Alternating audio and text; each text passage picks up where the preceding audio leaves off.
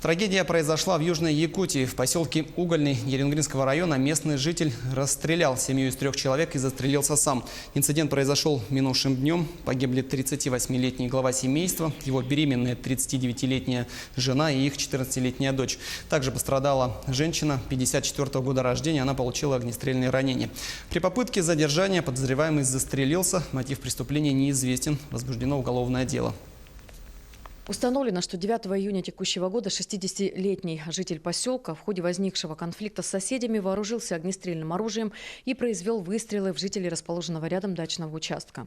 Жертвами мужчины стали 38-летний глава семейства, его 39-летняя супруга и их 14-летняя дочь. Кроме того, с огнестрельным ранением в медучреждение была доставлена 64-летняя родственница потерпевших, которой оказана необходимая медицинская помощь. После совершения преступления подозреваемый скрылся, но его местонахождение было установлено оперативными сотрудниками МВД и Росгвардии. Осознавая, что он блокирован, злоумышленник произвел несколько выстрелов в сторону полицейских, после чего совершил самоубийство. В рамках уголовного дела следователи установят все обстоятельства произошедшего, а также мотив, которым руководствовался злоумышленник.